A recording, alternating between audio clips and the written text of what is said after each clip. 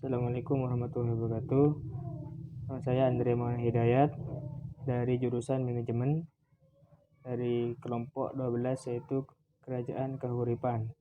Di sini saya akan menjelaskan tentang Tridharma Perguruan Tinggi dan Trifungsi Mahasiswa. Yang pertama saya akan menjelaskan tentang Tridharma Perguruan Tinggi. Tridharma Perguruan Tinggi berasal dari kata tri yang berasal dari bahasa Sanskerta, berarti tiga, dan dharma yang berasal dari bahasa Sanskerta yang berarti kewajiban.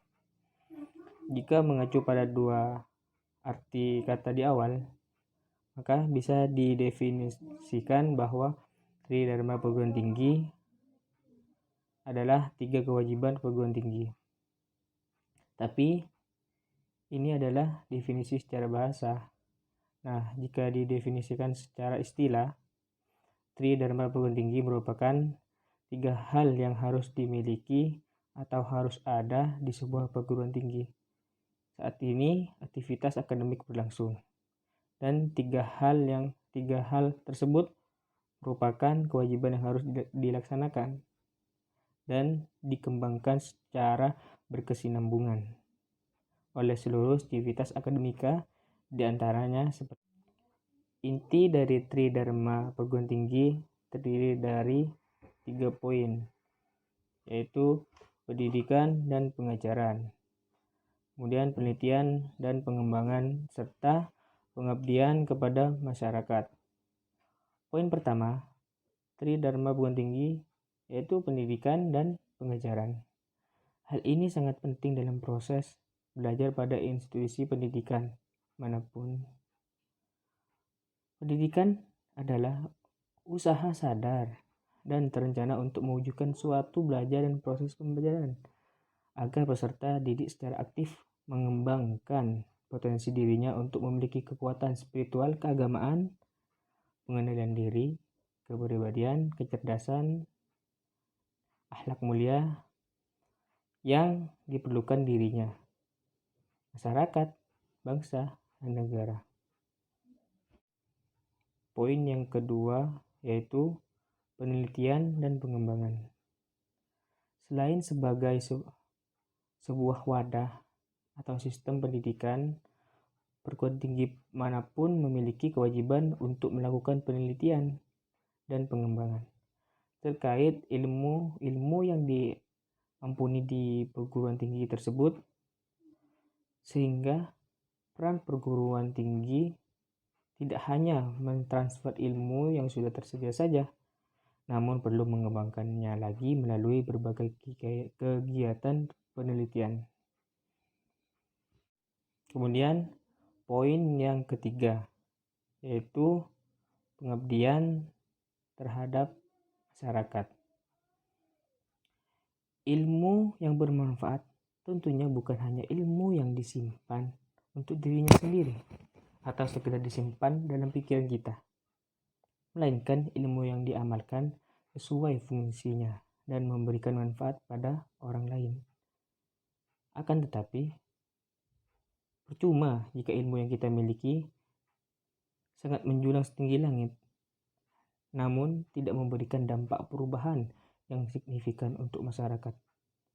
Dalam Undang-Undang Pendidikan Tinggi disebutkan bahwa pengabdian kepada masyarakat adalah kegiatan sivitas akademika yang memanfaatkan ilmu pengetahuan dan teknologi untuk memajukan kesejahteraan masyarakat dan mencerdaskan kehidupan bangsa.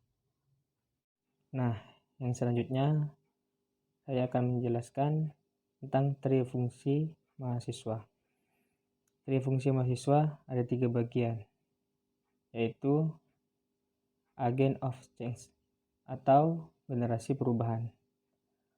Mahasiswa sebagai agen dari suatu perubahan, artinya jika ada sesuatu yang terjadi di lingkungan sekitar dan itu salah, mahasiswa dituntut untuk merubahnya sesuai dengan harapan sesungguhnya. Dengan harapan bahwa suatu hari mahasiswa dapat menggunakan disiplin ilmunya dalam membantu pembangunan Indonesia untuk menjadi lebih baik ke depannya. Mahasiswa adalah salah satu harapan bangsa agar bisa merubah ke arah yang lebih baik. Hal ini dikarenakan mahasiswa dianggap memiliki intelektual yang cukup bagus dan cara berpikir yang lebih matang, sehingga diharapkan mereka dapat menjadi jembatan antara rakyat dan pemerintah. Yang kedua, social control atau generasi pengontrol. Sebagai generasi pengontrol, seorang mahasiswa diharapkan mampu mengendalikan keadaan sosial yang ada di lingkungan sekitar. Jadi, selain pintar dalam bidang akademis, mahasiswa juga harus pintar dalam bersosialisasi dan memiliki kepekaan dengan lingkungan.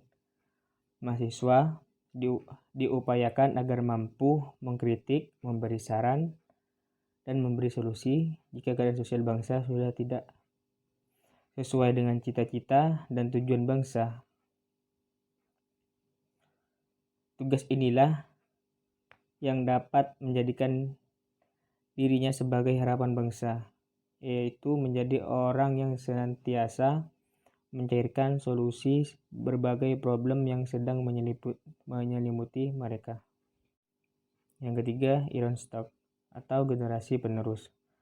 Sebagai tulang punggung bangsa Indonesia atau tulang punggung bangsa di masa depan, mahasiswa diharapkan menjadi manusia-manusia yang tangguh, yang memiliki kemampuan dan akhlak mulia, yang nantinya dapat menggantikan generasi-generasi sebelumnya di pemerintahan kelak.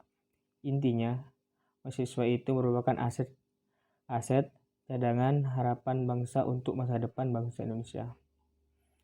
Tak dapat dipungkiri bahwa seluruh organisasi yang ada akan bersifat mengalir, yaitu ditandai dengan pergantian kekuasaan dari golongan tua ke golongan yang muda. Oleh karena itu, kaderisasi harus dilakukan terus-menerus.